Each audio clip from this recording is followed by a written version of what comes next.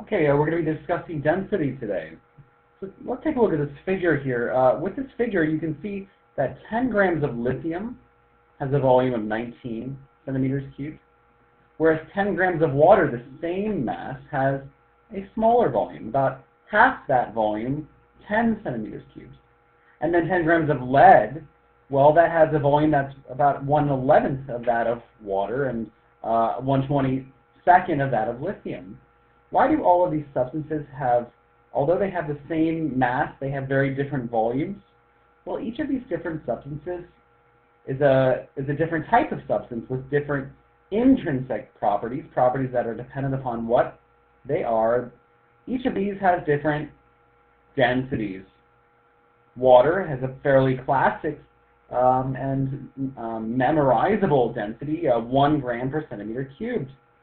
Lithium, a little bit less, 0.53 grams per centimeter cubed, and then we have a much heavier lead, which is one of those fairly large metals with a large volume.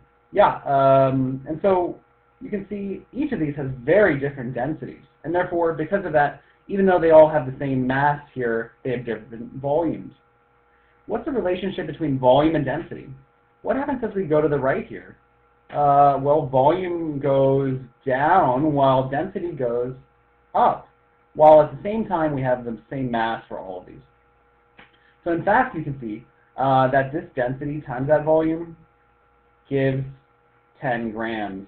This density times that volume gives 10 grams, and the same here as well. In fact, density times volume in all of these cases is equal to a constant mass. So, and we can say density times volume is equal to mass. This is an important equation which can be reinterpreted into two other common forms. What we can do is use a little bit of algebra to find what the value of just density is. To get density alone, we can move that volume down when we move it to the other side of the equation. That is, if it was being multiplied or divided. We can do this, that's how I do it in my head, by, well, taking this equation, dV is equal to m, and then dividing both sides by volume. When you divide both sides by volume, you have volume on top and bottom, and so you get just density is equal to mass over volume. So density is equal to mass over volume. This is really the only one that I memorize. This is another important equation which you can memorize, or you can derive it from density is equal to mass over volume, the classic one. And then there's one other equation to have volume alone. To have volume alone, it's volume is equal to mass over density. You can get this by taking this equation, dV is equal to m, and then dividing both sides by density. When you do that, then your density cancels out. It's on the top and bottom. You're left with volume is equal to mass over density. And so either I think you should memorize just this main equation, or you need to memorize all three of these. You will need to be able to use all of these on the exam. And so basically, as long as you memorize this one and can derive the others from it, you should be fine. Okay, so let's use these equations then to solve some problems. All right, first question. What is the density of a copper penny? Its volume is 0.36 centimeter cubed, and its mass is 3.12 grams. So what's the density? Density is equal to mass over volume. So plug in for mass now. What's your mass? Look for units of mass. Grams is a unit of mass. Plug in 3.12 grams. Plug in volume. What's the unit of volume? Any cubic length or milliliters or liters is the unit of volume. So here we have 0.36 centimeters cubed.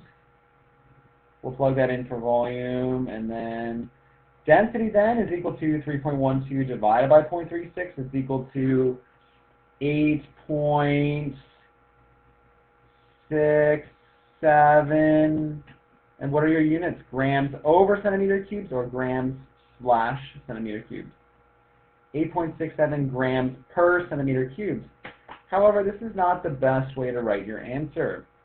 Why? How many sig figs should you have? Well, you have 2 sig figs in this guy and 3 in this guy. When you're doing a multiplication or dividing or division, the number of sig figs in your answer should be dependent upon the least number of sig figs in what numbers you started with.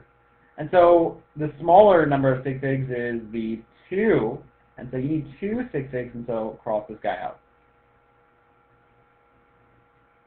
However, you're not going to write 8.6 grams per centimeter cubed, are you? Because when you cross this guy out, you needed to consider rounding this 6 up, should we? This 7 is 5 or greater, so to round this up, we're going to get 8.7 grams per centimeter cubed. That is the density of copper in a penny. Next question.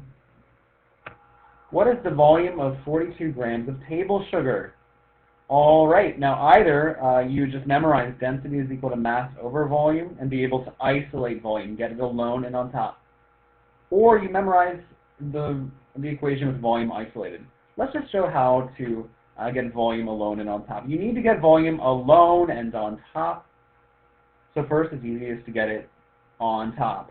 So multiply both sides by volume, or essentially what that does is it just moves the volume to the other side of the equation from the bottom to the top. So you get volume times density is equal to mass. And so you need volume alone and on top, so you need to move density away. And so you can divide both sides by density, or if you move it to the other side, move it from being on the top to the bottom. So you get then volume is equal to mass over density. And so what's your mass? It's 42 grams of table sugar. 42 grams of table sugar. What's your density?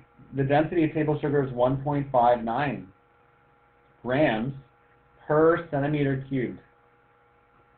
So what's your answer going to be here? 42 divided by 1.59, that's 26.41.